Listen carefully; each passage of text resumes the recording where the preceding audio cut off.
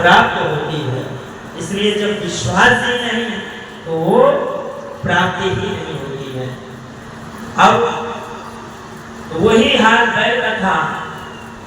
परीक्षित ने कहा मैं अभी बताता हूँ, मैं उसको नष्ट कर दूंगा, मार दूंगा। तो एक काल पुरुष वही खड़ा था, पैरों में गिर गया, महाराज क्षमा कर दो, मैंने आपकी तो कीर्ति सुनी, आपके बाबाओं की कीर्ति सुनी, अरे आपके पिता तो पूरी करोड़ों सेना को परेशान कर रखे थे, आप जैसे महापुरुष कैसे कहाँ मिलेगा, मैं आपकी शरणागति में हूँ। अब याद आ गई कि जब बाबा वन में जा रहे थे तो समझा के गए थे कोई शरणागति आ जाए तो उसको क्षमा कर देना, शरणागत दीनार्थ परित्राण परायण। अब वो स्मरण हुआ तो क्षमा कर दिया। बोले महाराज मैं जाऊं तो जाऊं कहाँ, चारों तरफ जहां देखें तो आपका ही साम्राज्य है। तो बोले ऐसा है कि तुम जो है जहां लोग जुआ खेलते हो, जहां लोग मदिरा पान करते हो और जहां स्त्रियों का सम्मान ना हो, ध्यान दीजिएगा, जिस घर में नारी का सम्मान नहीं वहां कलयुग का वास होगा ही होगा। कैसे? जब आप नारी का सम्मान नहीं करोगे और आए दिन अपनी पत्नी को प्रताड़ित करोगे तो एक दिन, 2 दिन, महीना, 2 महीना, साल, 2 साल बाद वो पत्नी क्या हो जाएगी? चंडी का रूप धारण कर लेगी और फिर क्लेश प्रारंभ हो जाएगा। इसलिए वहां कलयुग का वास प्रारंभ, न पत्नी पति का सम्मान करेगी, न पति पत्नी का सम्मान करेगा। और जब यही वाद विवाद पुत्र देखेंगे, आपकी संतान देखेगी तो उसके जीवन में वही संस्कार के रूप में बैठ जाएगा। तो इसलिए बोले महाराज आपने ऐसी जगह दे दी, कोई ऐसी जगह दे देते जिसमें हमारा विमान बढ़ जाता। तो मुख से निकल गया कि जाओ तुम्हारा स्वर्ण में वास हो जाओ। अब जैसे ही स्वर्ण में वास का वरदान मिला, सूक्ष्म रूप धारण करके जो मुकुट परीक्षित धारण किए थे उसी में समावेश हो गया। अब यहाँ प्रश्न आता है कि क्या सभी जो सोना है सभी में कलयुग का वास है? नहीं। जो झूठ से, छल से, कपट से कमाए हुआ धन उससे स्वर्ण बनाया जाता है, उसमें कलयुग का वास है।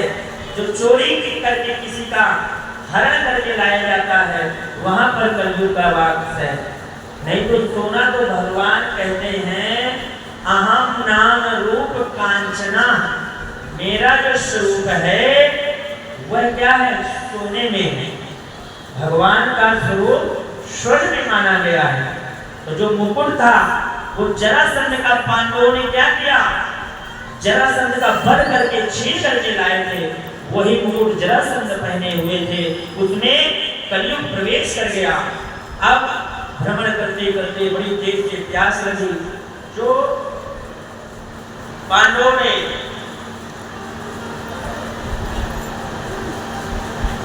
अति संस्कार संत सेवा का वचन दिया था, इतनी प्यास बढ़ी, एक ऋषि के समीप ऋषि के आश्रम में पहुंच गए।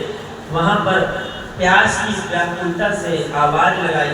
संत ध्यान में बैठे हुए थे, परीक्षित की आवाज को नहीं सुना। यह देख करके कि मैंने कितनी बार बुलाया, मेरे सम्मान में ऋषि खड़े नहीं हुए, क्रोध आ गया। और जब व्यक्ति के बुद्धि पर क्रोध का वास होता है उसका विवेक समाप्त हो जाता है। इधर उधर देखा, एक मरा हुआ वहीं पर सर्प पड़ा था, उसको उठाया और गले पर पहना दिया। वहां से चले आए और जैसे ही मुकुट उतारा, कलयुग का जो प्रभाव था वो समाप्त हो गया। स्मरण हुआ कि मैंने सत्य का अपमान कर दिया, बड़ा प्राश्चित करने लगे। इधर समीप के पुत्र श्रृंगी को पता चला कि परीक्षित ने मेरे पिता का अपमान किया, श्राप दे दिया कि आज से 7वें दिन जिस मरे हुए सर्प को मेरे पिता के गले में राजा परीक्षित ने डाला है, उसी के काटने से उसकी मृत्यु हो जाएगी। और जैसे ही राजा को मृत्यु का श्राप मिला, सभी भयभीत हो गए। कि अब परीक्षित जैसा राजा दूसरा इस सृष्टि पर नहीं होगा। जो धर्म, जो निष्ठा, जो सेवा परीक्षित के हृदय में थी वो और दूसरे के पास अब प्राप्त नहीं होगी। परीक्षित के श्राप को सुनते ही बड़े से बड़े संत महंत एकत्रित होने लगे। गौरमुख नाम के एक शिष्य को सभी ने भेजा, जाकर के बता दो कि मेरे पुत्र ने गलती से आपको श्राप दे दिया। वह गौरमुख नाम का शिष्य जाता है, परीक्षित को बताता है। परीक्षित के मन में इस बात की जरा सा भी दुख नहीं कि मुझे मृत्यु का श्राप मिला। दुख तो इस बात का है कि मुझसे संत का